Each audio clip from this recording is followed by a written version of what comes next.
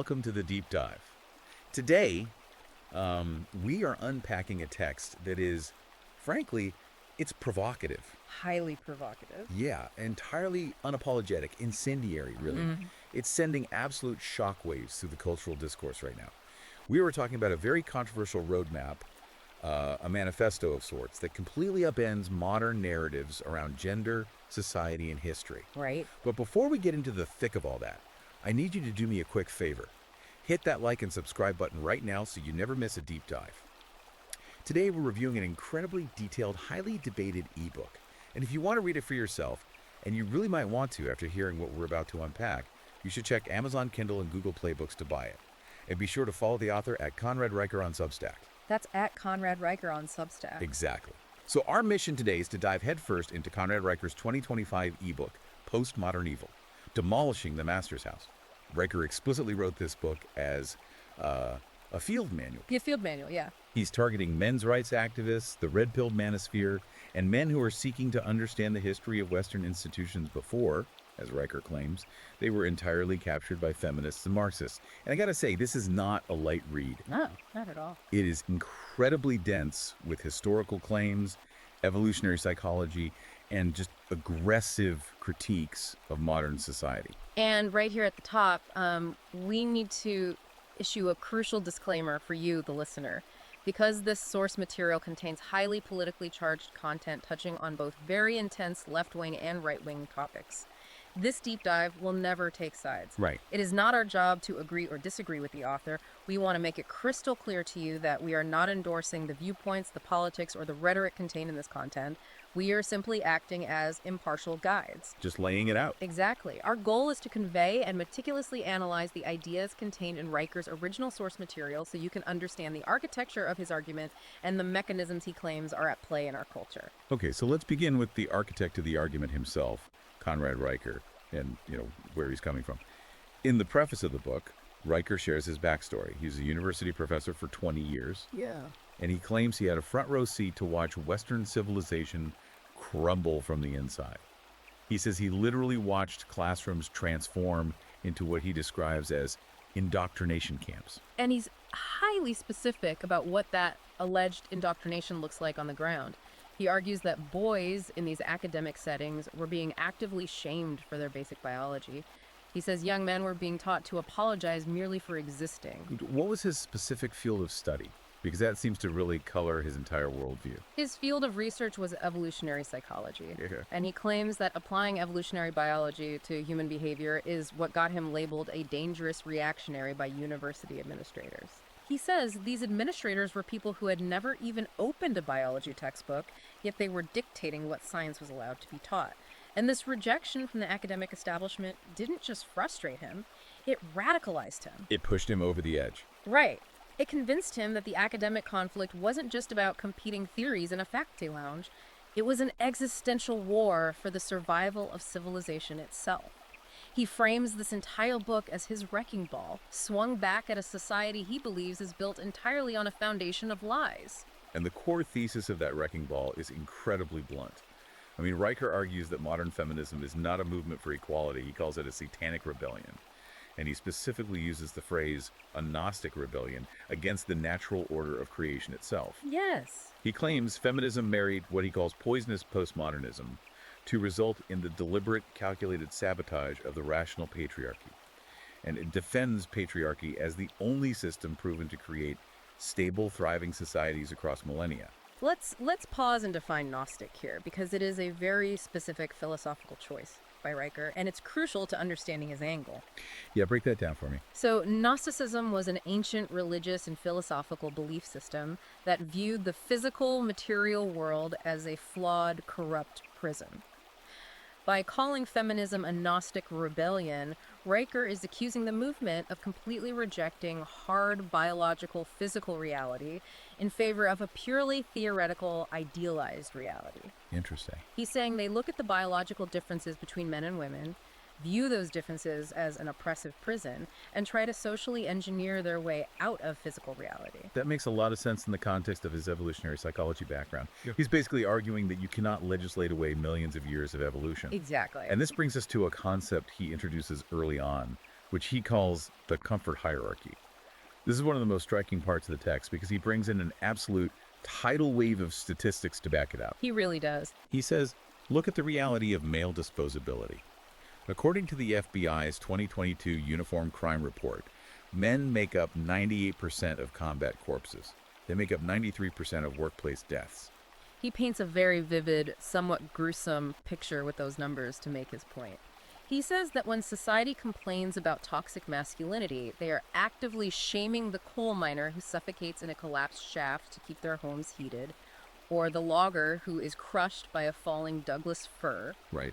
His underlying argument is that perceived male privilege didn't stop that tree from falling, and it didn't save the miner. And the statistics he pulls are just relentless. He cites 2022 Department of Housing and Urban Development data showing that 70% of the homeless population is male. 70%. Yeah. He argues that women get priority housing, domestic violence shelters, and massive state support, while men literally freeze to death on the sidewalks because their struggles are dismissed by the culture as just a symptom of their own toxic masculinity. Yeah. He points to CDC data showing that every single day, 100 American men commit suicide. That is 3.5 times the female rate. And yet he notes, when men break under the pressure, society either jails them or tells them to man up, while women receive crisis lines, empathetic media coverage, and vast support networks. For the listener out there right now, think about those numbers. Think about your drive to work today. The roads, the power grid, the cell towers. Riker wants you to look at that infrastructure and acknowledge the invisible, predominantly male labor force that maintains it at great physical risk. The invisible backbone. Right. Riker uses these statistics to fundamentally challenge the prevailing narrative of male privilege. He's asking a very pointed question. How can a society claim men are universally privileged when they occupy the absolute bottom of the societal barrel in terms of safety, life expectancy, and basic physical survival? And he brings up a very specific, mundane example that highlights this perfectly. He asks, who do you call when your car breaks down in a blizzard on a deserted highway? According to AAA data he cites, 92% of roadside rescuers are men. Wow. That is the core of his comfort hierarchy. Society happily demands male labor, male risk, and male physical sacrifice to maintain its comforts. Building aqueducts, erecting skyscrapers, pulling cars out of snowy ditches, but then turns around and demonizes the biological drive, the testosterone, and the traditional masculinity that makes all of that grueling labor possible in the first place. It's a powerful framing mechanism. He's arguing that modern culture wants the benefits of traditional masculinity when the ship is sinking or the power grid fails, but wants to pathologize and medicate it the rest of the time. Which sets up his diagnosis of what he calls the masculinity trap. He sees a massive psychological paradox being imposed on modern men. This is what psychologists refer to as a double bind. It's a concept originally developed by Gregory Bateson in the 1950s. A double bind is a communicative dilemma in which an individual receives two or more conflicting messages, with one negating the other. The trap is that no matter what choice you make, you are penalized. I need you to break down what that actually means in the context of Riker's argument. Yeah. How are men experiencing this double bind today? So according to Riker, the prevailing cultural script dictates that men need to get in touch with their feelings. They are told constantly by the media and academia that they need to go to therapy, they need to cry more, and they need to completely shed their toxic masculinity. The first message is be vulnerable. Okay. But Riker argues that the second message, the one delivered through social consequences, completely negates the first. He claims that the moment men actually do become vulnerable, the moment they show real weakness or emotional fragility, they are utterly despised and discarded by the very culture and often the very partners who demanded that vulnerability in the first place. He provides some fascinating pop culture examples to illustrate this. The one that stands out is the comedian John Mulaney. Right, the wife guy. Exactly. For years, Mulaney was hailed by progressive media as the ultimate wife guy.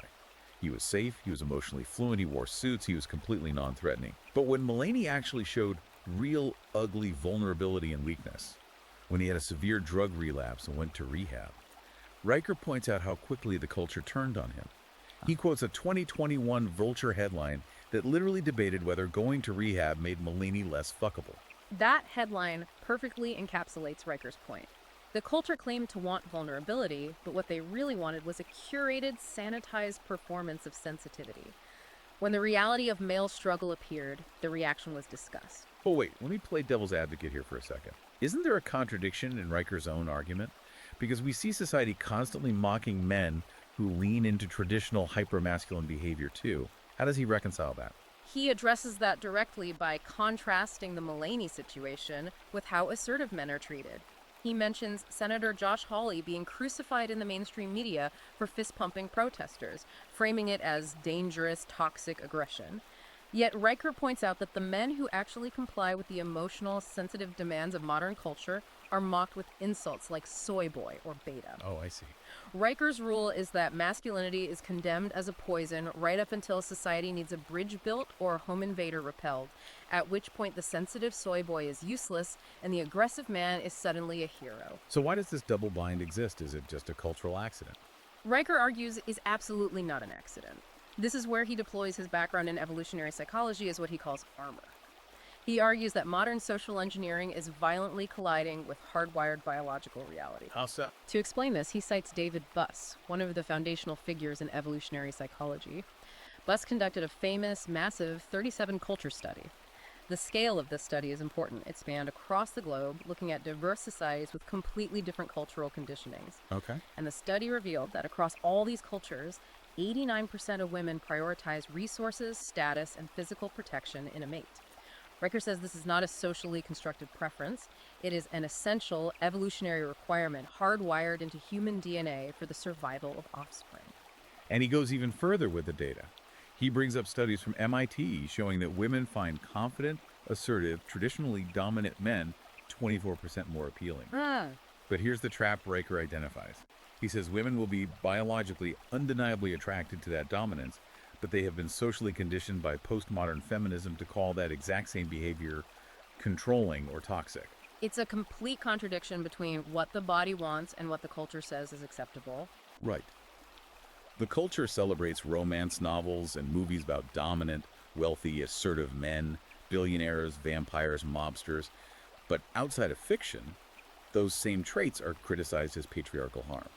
And if we look at the modern dating landscape, Riker calls it a brutal arena of sexual economics. He argues that dating apps have completely exposed the lie of egalitarian attraction. If attraction were purely a social construct, as postmodernists claim, then in an egalitarian society, dating app matches should form a relatively normal bell curve, but they do not. No, they don't. He cites data from OkCupid showing that women rate 80% of men on the app as below average in physical attractiveness. Let that sink in for a second. Yeah. Mathematically, it is impossible for 80% of any population to be below average. It shows a hyper-skewed perception of reality. Precisely. Meanwhile, the top 10% of men on these platforms are hoarding 90% of the matches. 90%. Riker argues that feminism didn't liberate female desire. It weaponized it by removing traditional monogamous social pressures. Now, the average guy is getting maybe 17 right swipes a month and feeling entirely invisible, while women complain on social media about being constantly ghosted or pumped and dumped by the tiny, elite, top tier of men they are all simultaneously competing for. And how are men adapting to this brutal digital economy? Riker shares this wild detail about blue-collar miners in Montana. These guys are literally paying professional photographers $500 an hour to take high-quality trophy shots of them posing out in the wilderness with dead elk they just hunted. Yes. Why? Because they know instinctively that they have to signal raw, traditional resource provision, physical capability, and dominance over nature to even stand a chance against the algorithm on these apps. They are adapting to the harsh biological reality of female selection, completely ignoring the sociological theories that tell them to pose with a rescue puppy and talk about their feelings. And Riker's advice to men regarding their own perceived physical or social weaknesses is equally blunt.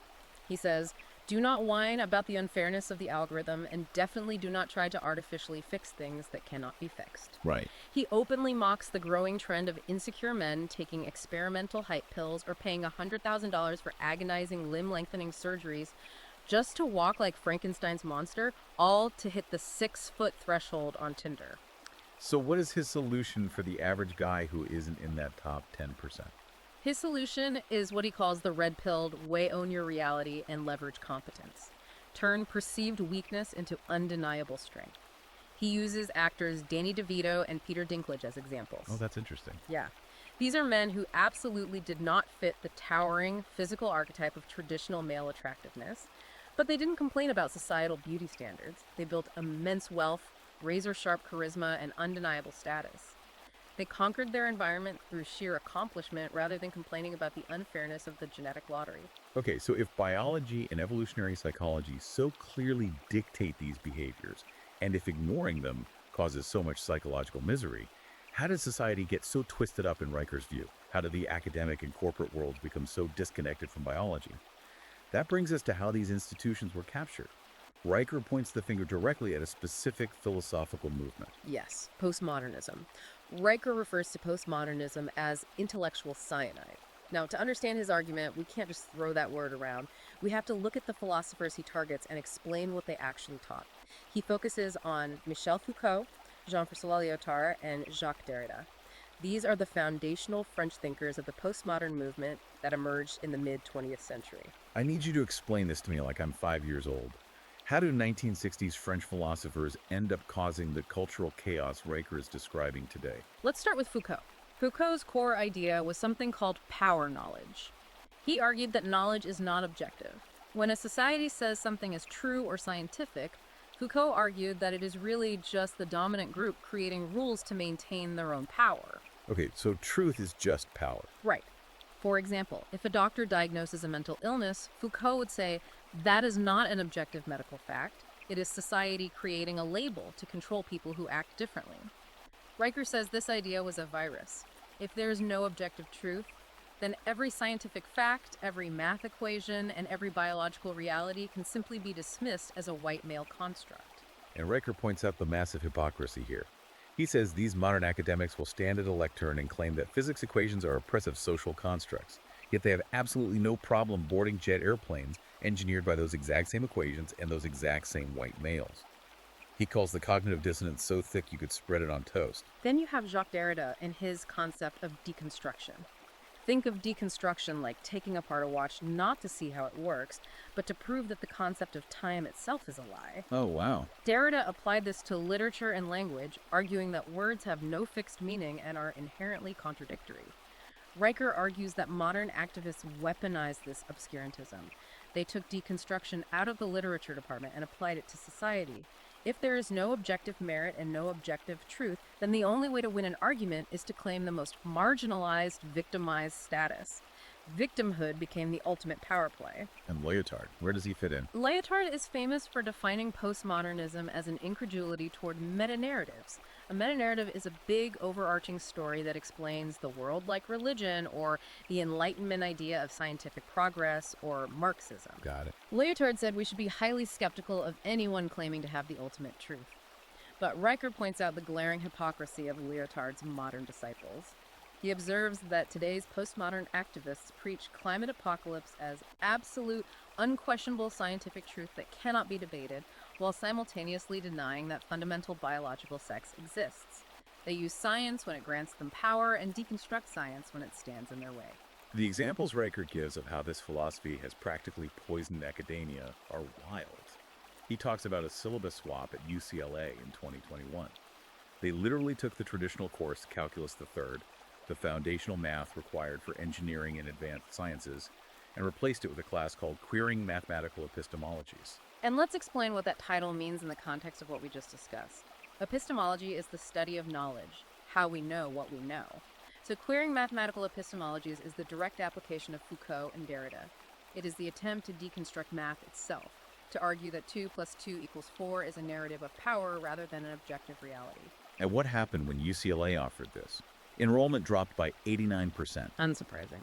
Riker says real knowledge doesn't bow to pronouns. He argues that when a civilization trades thermodynamics and calculus for deconstructing bathrooms and math, you are essentially applying ideological chemotherapy to civilization's immune system. You are killing the host. The degradation of academic rigor is a major theme for him. He cites a 2023 Chronicle of Higher Education report claiming that an astounding 73% of gender studies papers cite fewer than 2 external sources. Fewer than 2. Think about that. In a hard science like biology or chemistry, a paper might cite 50 to 100 peer-reviewed studies. In gender studies, they are citing almost nothing. Riker dismisses the entire field not as scholarship, but as fan fiction for Marx. He says these departments are just hatred factories churning out activists who evaluate everything based on their own subjective lived experience rather than concrete, falsifiable data. But this ideology didn't stay contained on college campuses. That's Riker's biggest warning. It graduated. The students who were marinated in this postmodern victimhood culture got jobs. Riker describes corporate America and the Fortune 500 as the Cathedral 500. He says they have traded Big Brother for Big HR. He calls the modern corporate landscape the woke gulag archipelago. He argues that diversity, equity, and inclusion, what we know as DEI, is not some grassroots movement for workplace fairness. He looks at the financials. He points out that DEI is a massive $9.3 billion protection racket. $9.3 billion. Yeah. He makes a historical comparison, likening modern DEI consultants to medieval Catholic indulgence sellers. In the Middle Ages, you paid the church to absolve you of your sins. Today, Riker argues, massive corporations pay six-figure consulting fees to absolve themselves of the sin of privilege. They are paying consultants to teach their employees that punctuality, objectivity, and meritocracy are secret forms of white supremacy. The financial disparity he highlights within institutions is staggering.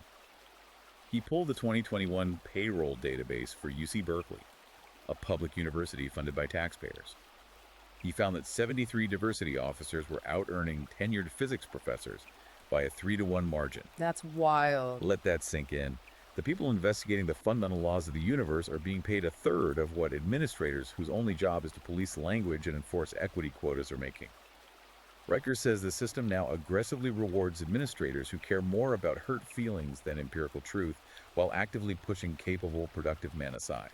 And if you dare to challenge this new corporate catechism, Riker says the modern witchfinders do not need ducking stools or burning stakes. They have Twitter mobs and HR tribunals. He lists a series of high-profile cancellations to prove his point that these institutions now run secular inquisitions aimed at destroying anyone who relies on data over dogma.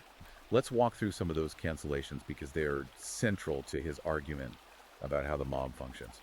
He starts with Roland Fryer. Yes, Roland Fryer is a brilliant, award-winning economics professor at Harvard who also happens to be black. Fryer conducted an incredibly rigorous, data-driven study on police shootings. His empirical data showed no racial bias in police shootings. And how did that go over? Not well. Because his hard facts contradicted the approved postmodern narrative of systemic racism, he was targeted.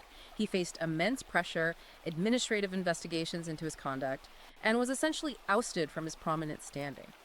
Riker uses Fryer to show that facts do not matter if they contradict the victimhood narrative. He also brings up Dorian Abbott, a geophysicist. Abbott was invited to give a prestigious, purely scientific lecture on climate and planetary habitability at MIT. But Abbott had previously written an op-ed publicly opposing race-based DEI quotas and advocating for academic admissions to be based entirely on merit. A very standard, classical, liberal position. Right. A Twitter mob of students and activists formed, and MIT caved. They disinvited a brilliant scientist from speaking about planets because he believed in meritocracy. Then there is the infamous case of James Damore at Google. Damore was an engineer who wrote an internal memo in response to a Google request for feedback on diversity. He cited peer-reviewed evolutionary biology, the same science Riker relies on, to explain why there might be gender disparities in tech. Damore argued that men and women naturally gravitate toward different interests on average, and that equality of opportunity does not guarantee equality of outcome. And Google's response? Google fired him for creating a hostile work environment, completely ignoring the science he cited, while simultaneously flying rainbow flags and preaching tolerance. The most visceral, terrifying example Riker provides is what happened to Brett Weinstein at Evergreen State College in 2017. This is a crucial story. Weinstein was a biology professor who actually considered himself deeply progressive. He supported Bernie Sanders. But Evergreen had a tradition called the Day of Absence, where historically minority students would leave campus to highlight their contributions. In 2017, the activists flipped it. They demanded that all white people physically leave the college campus for the day. Which is crazy. Weinstein refused, stating that asking people to leave a shared space based on their race was an act of oppression. The fallout was insane. Riker details how mobs of screaming students surrounded Weinstein. They blocked doors, they roamed the campus with baseball bats, and they actively threatened Weinstein's family. And the most shocking part, when Weinstein called the campus police, the chief of police literally told him they were ordered to stand down by the college president and could not protect him. That's the scariest part. Weinstein and over 40 other faculty members eventually had to resign and flee.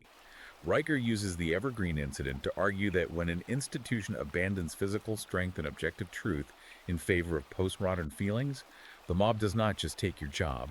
They aim to break your spirit and replace education with terrifying totalitarian brainwashing. So we have established Riker's view of the destruction. Postmodernism and DEI are the wrecking balls tearing down the house. But this begs the question, what built the house in the first place? If the current system is a failure, what is the alternative? This brings us to Riker's historical defense of traditional patriarchy. He does not shy away from the word. In fact, he claims patriarchy is the only societal structure proven to actually work. He frames this entirely around evolutionary biology and the channeling of male aggression and testosterone. Riker asserts that male minds were forged through hundreds of thousands of years of brutal intergroup conflict and resource competition. Men had to build, fight, and strategize to keep their tribes alive. Right. This is why, he argues, men inherently dominate competitive strategy games, dangerous professions, and hyper-competitive corporate environments across all cultures. But more importantly, this biological drive, when properly constrained and channeled by a patriarchal structure, is what physically builds civilizations. He makes a fascinating historical comparison to illustrate this point, looking at ancient Greece. He compares Athens and Sparta. Look at Athens in the 5th century BC under the leadership of Pericles. This was a heavily male-dominated, aggressively patriarchal society. Women had very little public power. And what was the result? They produced the foundations of Western philosophy, the concept of democracy, mathematical breakthroughs, and architecture like the Parthenon that still amazes structural engineers 2,500 years later. Riker notes that Pericles openly stated a woman's greatest glory was to be least talked about among men.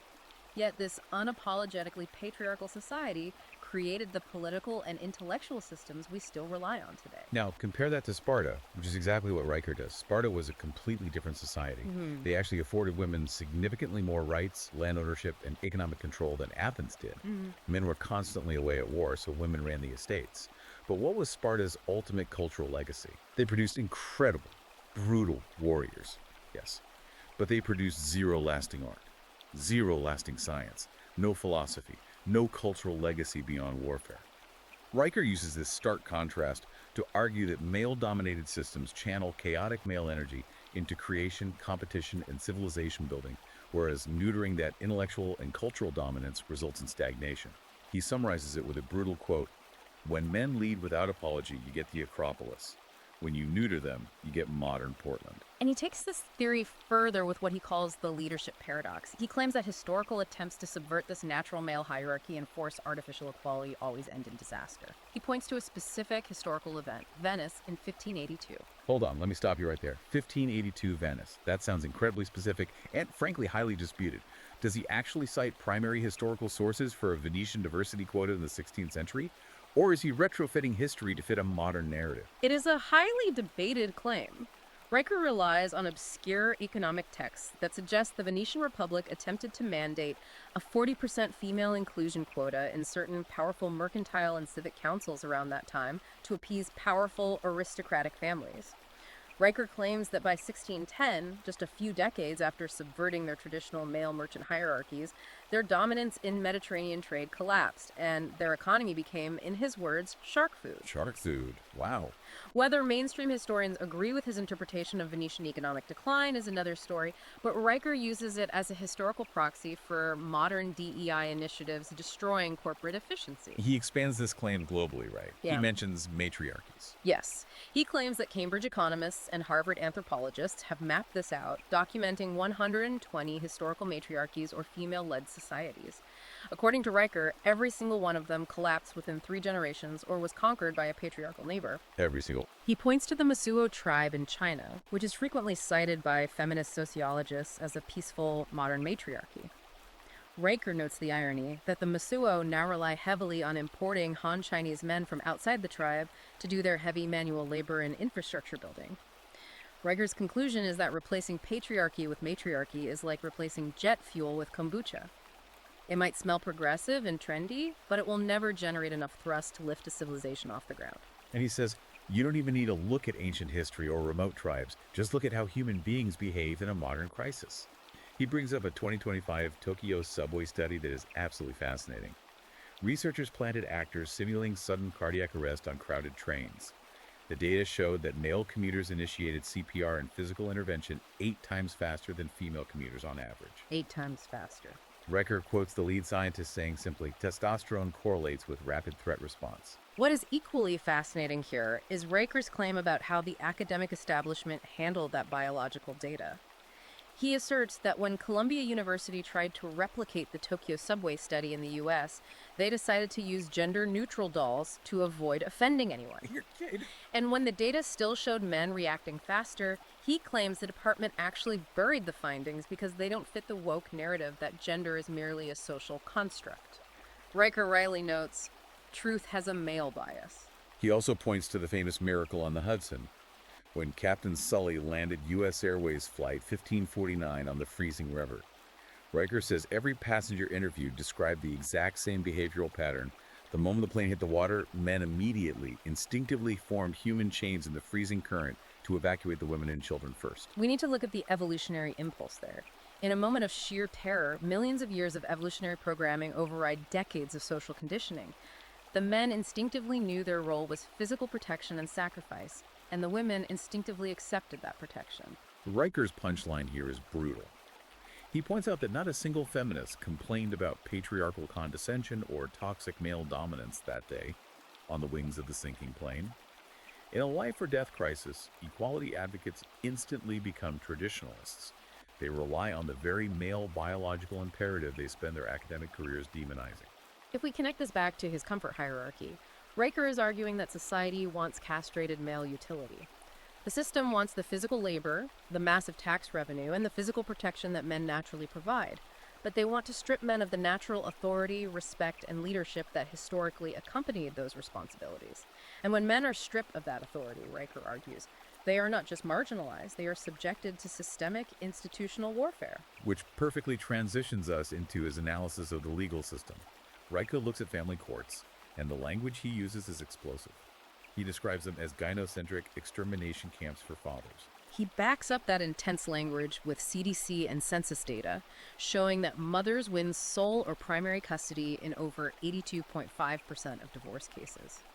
He argues that men are systematically bankrupted by alimony, crushed by child support for kids they are rarely allowed to see, and emotionally alienated from their children by a legal system that views fathers purely as walking wallets. It's a rigged game, essentially. He asks a highly logical question to his readers. If modern marriage is a rigged casino game where men lose their assets, their homes, and access to their children over 80% of the time, why would any rational, self-preserving man sign up for it? He dives incredibly deep into the specific policies that drive this bias, targeting something called the Duluth model. I need you to explain this because I think most people have never heard of it, but Riker claims it dictates almost all domestic law enforcement. The Duluth model was developed in the 1980s by feminist activists in Duluth, Minnesota. It is a widely adopted law enforcement training policy for handling domestic abuse calls. The core philosophy of the Duluth model is based on patriarchal theory. It assumes that domestic violence is almost always a tool of male control over women. So what does that mean practically? Therefore, the policy trains police officers to presume the man is the primary aggressor when they arrive at a domestic dispute, regardless of the immediate physical evidence. And Riker provides data on how this plays out in reality. Yes. He cites a Harvard legal review showing that implementing the Duluth model in a jurisdiction increases male arrests by 42%, even in documented situations where the woman physically threw the first punch or attacked the man with a weapon. Because the man is biologically larger, the system assumes he is the threat.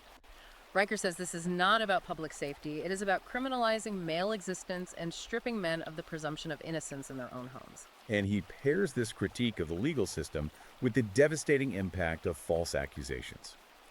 He references the infamous 2007 Duke University lacrosse case. For those who don't remember, 3 male athletes had their lives and reputations completely destroyed by horrific false rape accusations. Right. Despite DNA evidence clearing them almost immediately, the prosecutor pushed forward.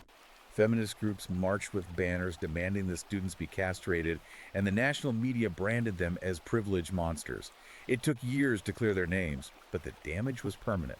He also brings up Brian Banks, the high school football star who actually spent 5 years in a maximum security prison and lost his NFL career over a rape accusation that was completely fabricated.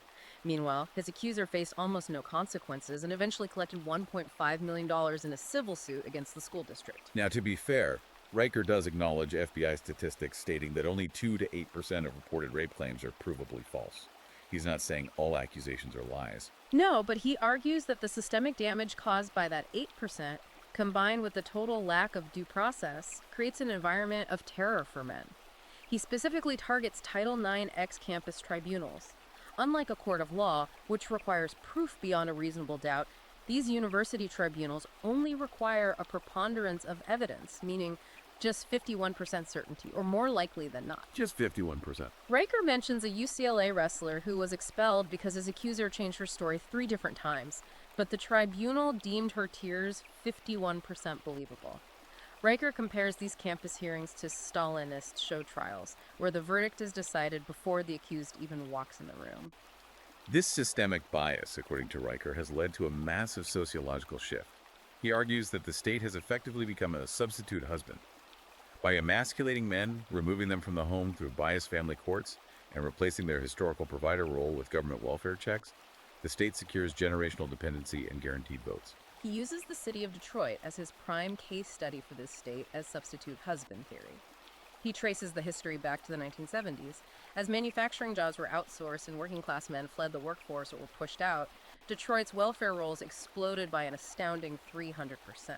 Riker points out that this explosion in government dependency correlates directly with a staggering 70% single mother rate in the city today. And what else perfectly mirrors that rising single mother rate? The murder rate. Exactly. Riker cites CDC reports showing that fatherless boys are 20 times more likely to end up in prison, join gangs, or commit violent crimes.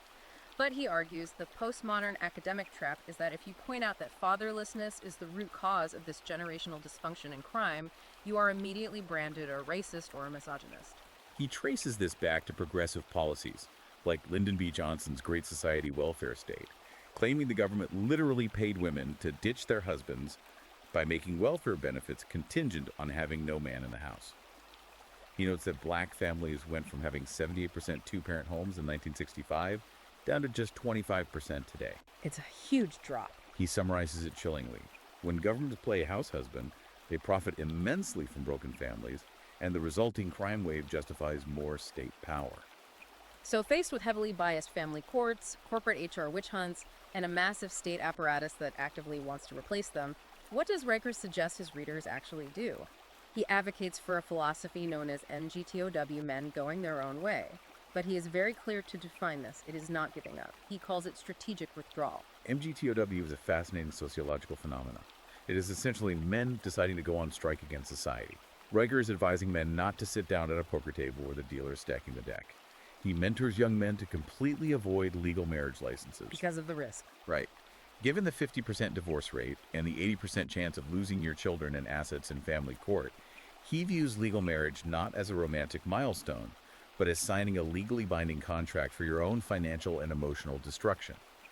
He tells men that commitment ceremonies without government paperwork are fine, but his golden rule is never sign the state into your bedroom. His financial advice to the red-pilled manosphere is just as strategic. He tells them to focus entirely on building assets that the state and family courts cannot easily track, seize, or split in a divorce settlement. He pushes heavily for cryptocurrency, offshore accounts, and non-attached physical investments. He warns his readers that the master's tools will never dismantle the master's house, they will only build your prison cell. Which brings us to the final, and perhaps most actionable, part of Riker's entire manifesto, Section 6, Tactical Counterstrike and Rebuilding the Pillars. Riker isn't just telling men to hide in the woods with Bitcoin, he is telling them to build a parallel infrastructure based entirely on biological reality and merit, completely ignoring the progressive, postmodern rules of the current system. He calls this merit-based resistance, and he provides massive, real-world corporate examples of how this works when executed ruthlessly. He talks about Carl Icahn, the legendary activist investor.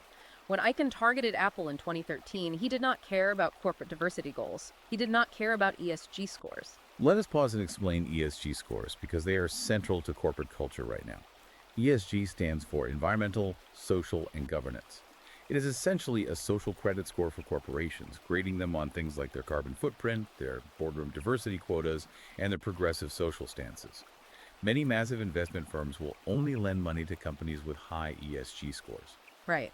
But Eichlin completely ignored the ESG matrix. He demanded $150 billion in stock buybacks to reward shareholders. Tim Cook folded, and Apple shareholders gained over $200 billion in actual value. That's massive. Riker contrasts this ruthless, profit-driven mathematical competence with the Walt Disney Company. He says Disney's former CEO Bob Chapek completely caved to ESG demands and progressive internal employee mobs. Disney created a Reimagine Tomorrow manifesto that punished internal dissenters, pushed extreme social messaging into their content, and ignored their core audience. As a result, their stock plummeted 17% in 2021, and they lost billions at the box office. Riker says competence pays, wokeness bankrupts. He uses the aerospace industry to make the exact same point about the life and death importance of merit versus dogma. He looks at SpaceX versus Boeing. SpaceX, under Elon Musk, famously scrapped all DEI initiatives. They refused to hire based on race or gender quotas. They focused purely on engineering excellence, physics, and objective reality. The result? They revolutionized space travel, landed reusable rockets, and launched 1,700 Starlink satellites. And on the other hand, you have Boeing. Riker details how Boeing fully embraced inclusive hiring, massive DEI bureaucracy, and ESG goals for their Starliner program and commercial jets. The result, doors blowing off mid-flight, whistleblowers dying, and the Starliner program burning through $4.2 billion while leaving astronauts stranded. It's a stark contrast. Riker's point is that reality always bats last. Gravity does not care about your pronouns. You cannot engineer equality in fields where aptitude naturally diverges. Forcing 50-50 gender parity in engineering ignores the massive pipeline problem, like the simple fact that women voluntarily choose to hold only 20% of computer science degrees. He points out how global adversaries are taking massive advantage of America's obsession with identity politics. He says while American universities and military academies spend millions renaming lakes, lowering fitness standards for women, and hosting seminars on microaggressions, China is busy cloning super cows, mastering quantum calculus, and building hypersonic missiles, using teams selected purely for their raw, ruthless intellectual competence. Riker argues that if you swap merit for melanin or gender, literal physical darkness follows. He even cites a specific international example, South Africa's Black Economic Empowerment Policy, or BEE. He claims this policy forced the national power grid company, Eskom, to fire highly competent engineers and hire based on skin color quotas to right historical wrongs. Riker claims this led directly to the collapse of the grid and the rolling blackouts that are crippling the South African economy today. The physics of electricity do not respond to social justice. So, given all of this impending collapse, what is Riker's roadmap for the individual listener? It is what he calls a blue-collar renaissance and the creation of sovereign territory. He believes the modern university system is nothing more than a $1.7 trillion student debt Ponzi scheme that breeds debt slaves who then lobby the government for their own enslavement via loan forgiveness. Instead of going to college, he tells young men to fully embrace the trades. I love the contrast he draws here because it is so incredibly sharp. He paints a picture of a 20-something gender studies graduate wearing a mask, flipping burgers with $80,000 in non-dischargeable federal student loan debt, complaining about capitalism on Twitter. And the alternatives. Then he contrasts that with a master plumber who charges $150 an hour, owns a fleet of trucks, and has zero debt. Riker points out that millennials and Gen Z were taught that manual labor is beneath them, but the joke is entirely on them because artificial intelligence can write a postmodern essay in 3 seconds. But AI is never going to come to your house and fix a broken sewer line. He looks to Europe for a working model, specifically Germany's apprenticeship system. In Germany, youth unemployment is only 5.8%, roughly half the rate of America's. Why? Because they culturally value building real, tangible skills.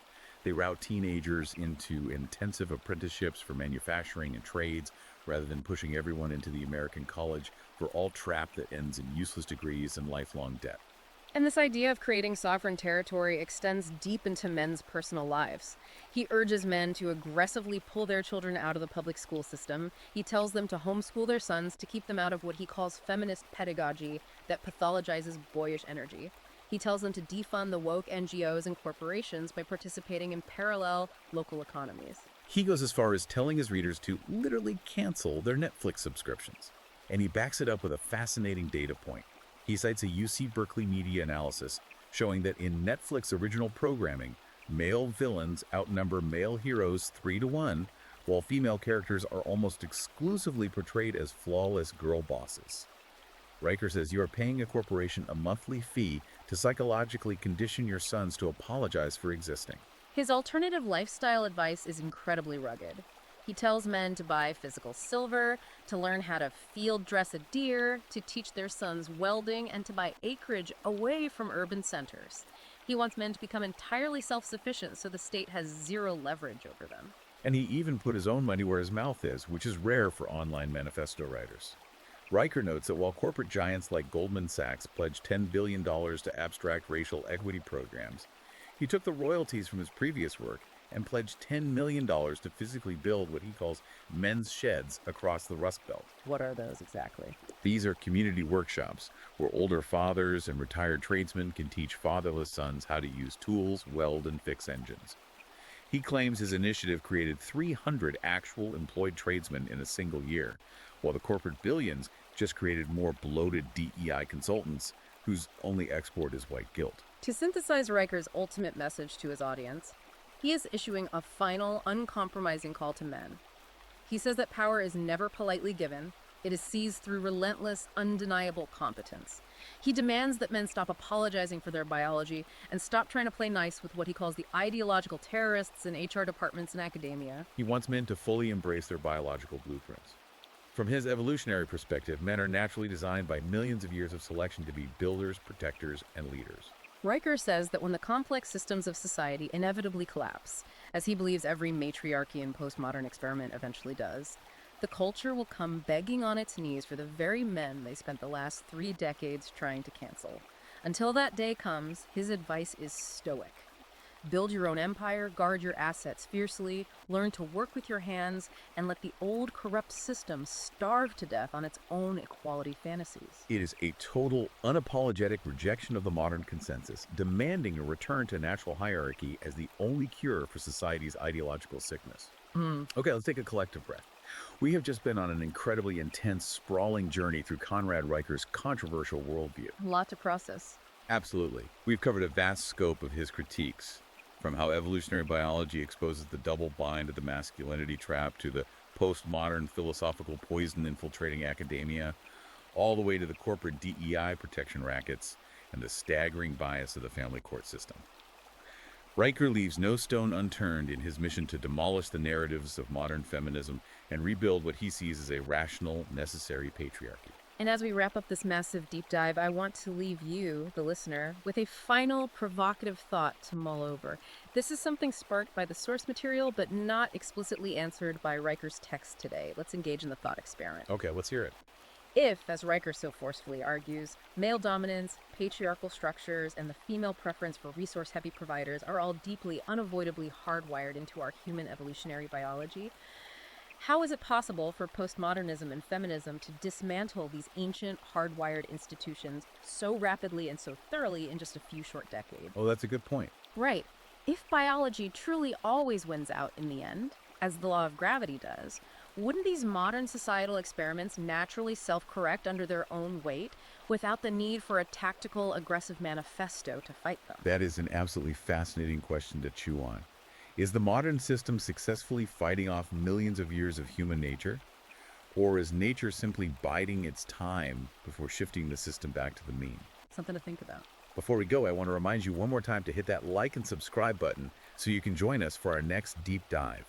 And if you are intrigued, enraged, or simply deeply curious about the source text we dissected today, I strongly encourage you to check Amazon Kindle and Google Play Books right now to buy the ebook, Postmodern Evil, Demolishing the Master's House. Dive into the data yourself. And don't forget to follow the author at Conrad Granker on Substack to see where he takes these arguments next. Thanks for joining us. Thank you for taking this deep dive with us. See you next time.